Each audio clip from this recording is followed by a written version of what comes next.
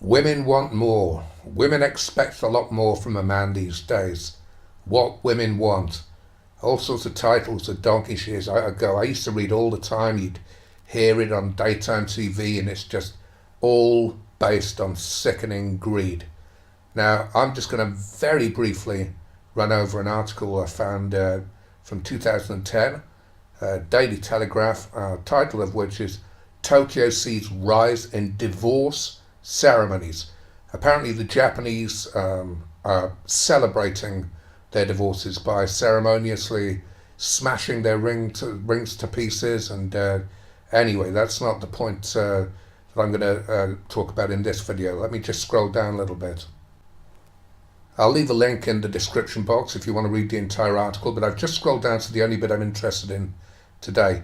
Roland Keltz, a Japan culture expert and lecturer at the University of Tokyo, described how divorce ceremonies were a welcome tool for Japanese to deal with shifting family structures. This is quoting him now, today's Japanese women are well educated and worldly. Fair enough. They watch Sex and the City and wonder why their husbands are not more dynamic. And their husbands, having lost the security of lifetime employment and its perks, are wondering why their wives are so impatient. No wonder divorce has risen to a third of Japanese marriages. Well, all that says to me is the same old story on behalf of women. Greed, greed, greed. Charles Dickens wrote Great Expectations. With women, it's just ridiculous expectations. And I'm just going to give you a run over now regarding the series Sex and the City.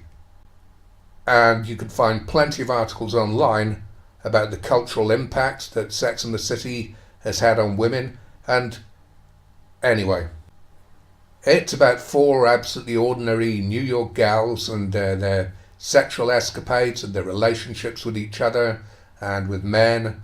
And you have Samantha Jones, who's a PR consultant. She runs her own PR organization. You have Charlotte, who runs an art gallery. You have Carrie Bradshaw, who's a sex columnist in a newspaper. And you have Miranda Hobbs, who is a lawyer. So I wouldn't call these run-of-the-mill women at all. And these women became role models for Lord knows how many millions of women all over the world. But when I talk about these ridiculous expectations that women have, just look at the men. I just remembered in a previous video I pointed out that the average woman aged 25 in New York City has had sex with at least 30 men. So God knows how many men they've had sex with by the time they're in their 30s, which all of these women are.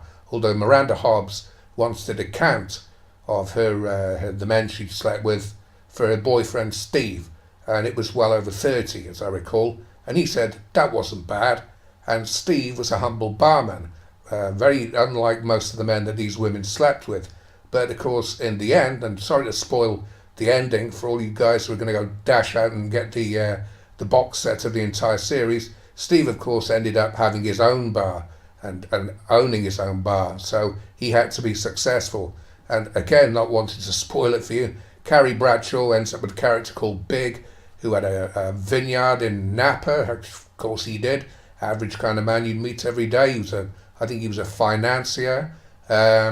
Samantha ended up with a Hollywood film star. And Charlotte ended up with a very successful lawyer after previously being married to a stinking rich guy called, I think, McDougal. And in no particular order, I'm just going to go through some of the men that these women fucked between them to give you an idea of the ridiculous expectations that these Japanese women possibly think that their ordinary husbands, comparatively ordinary husbands or prospective males should have to live up to. Now let's go through a few of them. The character Samantha Jones would pretty much fuck anyone she felt like. She was no snob, I'll admit that. She fucked a fireman, she fucked a postman, she just liked the guy who delivered a package for her. Oh no, she didn't fuck him, she sucked his dick, that's right. And she ended up fucking her boss, Richard Wright. He owned a chain of hotels like, so many guys do. had his own private jet, again, like so many guys do. She met an old guy in a bar once, a really old guy, but he had a difference, you know. I mean, if this old guy had been sleeping in a cardboard box, she wouldn't have paid him a scrap of attention. Actually, her character might, but the old guy, when she saw him initially, was having a conversation with none other than Donald Trump. And he was cutting what obviously was a fictitious deal with Trump, who was just making a character appearance, so she ended up fucking him. And he told her he could buy her an island. These guys, you find these guys absolutely everywhere, of course. Then there was Carrie Bradshaw, she fucked an architect, and he wasn't, okay, they're architects, plenty of them. I've done a video on architecture, by the way. But he wasn't any ordinary architect, of course. He was an internationally renowned one who travelled the world. He was a jet-setting architect. And Carrie fell for this guy who was playing, I don't know, a cello or something like that in a club. And he met her at the bar, and of course, he wasn't just playing cello at the club. He owned the club, of course he bloody did. And Samantha, she ended up with a guy who owned a club, because it's, oh, fuck.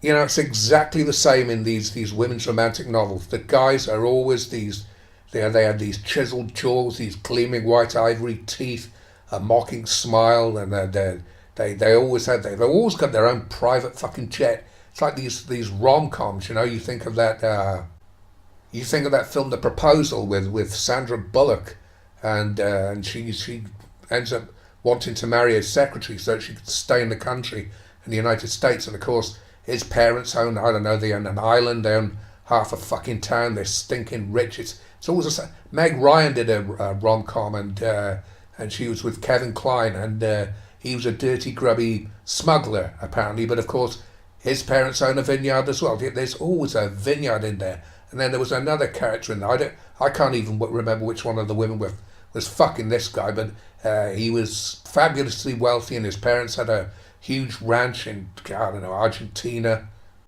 And they went with stockbrokers and Wall Street big guys who were multi-millionaires, and between them they fucked the butcher, the baker, the candlestick maker. Okay, actually, I've just remembered. Charlotte York, when she was married to Trey York. Oh no, she started as Charlotte York, then she got married. Fuck, I'm sounding like a woman myself. Let me make the point I was going to make. Yeah, she fucked a baker, but of course, he was no ordinary baker. He owned his own shop, his own very successful shop indeed. Of course he did. They were almost always fucking rich guys. One of the things that I've just remembered is that none of these women ever seemed to actually do any work. Bradshaw would open the episode up by writing a thought about whatever, relationships for her column, and then that was it. That was her fucking work done. Charlotte just used to stand around in an art gallery. Miranda Hobbs was, all you ever saw them doing was having breakfast and power lunches and going out and meeting all these fabulously wealthy guys left, right and centre.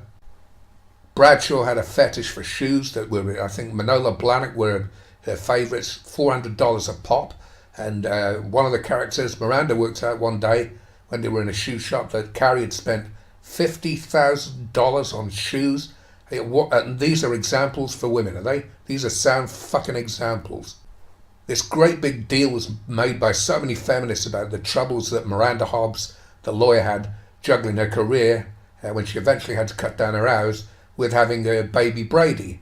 But what they failed to mention was that she had Magda. Magda was her personal housemaid, and Magda looked after the kid during the day.